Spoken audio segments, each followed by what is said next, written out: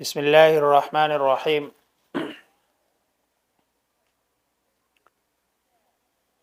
مصارف زکوٰۃ پر اس سے پہلے ہم بات کر چکے ہیں۔ مصارف زکوٰۃ بیان کرنے کے بعد یہ ضروری ہے کہ ان مصارف میں سے چار چیزیں اور بھی دیکھنی ہوتی ہے۔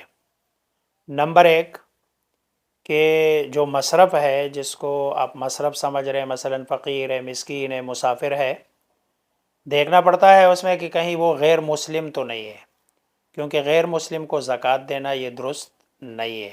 زکوٰۃ کے لیے شرط یہ ہے کہ جس کو آپ دے رہے ہیں وہ مسلمان ہو۔ آج کل عام طور پر لوگ زکوٰۃ، یہ جو ان کے گھروں میں کام کرنے والی، صفائی کرنے والی، واش روم کو صاف کرنے والی جو خواتین ہوتی ہے کرسچین، ان کو دے دیتے ہیں۔ ان کو آپ صدقات نافلہ دے، ویسے دے، خیرات دے، لیکن ان کو زکوٰۃ، صدقہ فطر اور جو صدقات واجبہ ہے وہ نہ دے، کیونکہ اس کے لیے مسلمان ہونا شرط ہے۔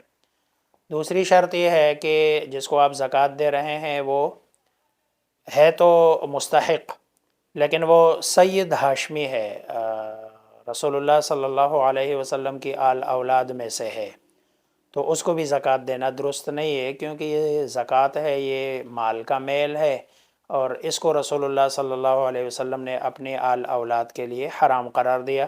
ان کو آپ اپنا جو آپ کا ذاتی مال ہے اس میں سے دے دیا کرے، اور یہ رسول اللہ صلی اللہ علیہ وسلم سے محبت کا اظہار بھی ہوگا کہ آپ کی آل اولاد کو آپ وہ صاف ستھرا مال دے رہے ہیں۔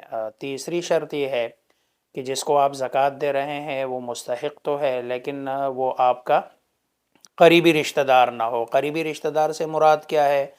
قریبی رشتہ دار یعنی آپ کے اصول میں سے نہ ہو، فروع میں سے نہ ہو۔ اصول سے مراد یعنی باپ، دادا، پردادا، ماں، دادی، نانی، پرنانی، پردادی، جو آپ کے یعنی جن سے آپ پیدا ہے ان میں سے نہ ہو، کیونکہ وہ اگر مسکین ہے، فقیر ہے، غریب ہے، مستحق ہے، تو اس صورت میں اولاد پر ان کا خرچہ لازم ہے کہ وہ اپنے مال سے، جیسے اپنے بچوں پر خرچ کرتا ہے اسی طرح اپنے والدین پر بھی اسی میں سے خرچ کرے۔ اور دوسرا یہ کہ فروع میں سے نہ ہو، یعنی بیٹا، بیٹی، پوتا، پڑپوتی، اسی طرح جو ہے نا ان پہ بھی، کیونکہ ان کا نفقہ بھی باپ کے ذمے، اگر وہ ضرورت مند ہے تو ان کے ذمے لازم ہے، ضروری ہے کہ ان پر خرچ کیا جائے۔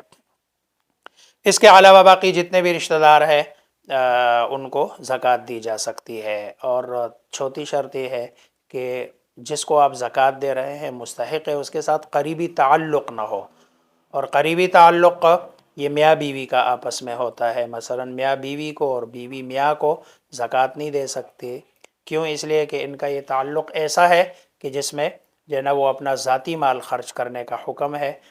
بیوی کو تو اس لیے شوہر نہیں دے سکتا ہے کہ ظاہری بات ہے بیوی کا تو نفقہ، خرچہ یہ سارا شوہر ہی کے ذمے ہوتا ہے، لہذا یہ بھی ایک دوسرے کو زکوٰۃ نہیں دے سکتے۔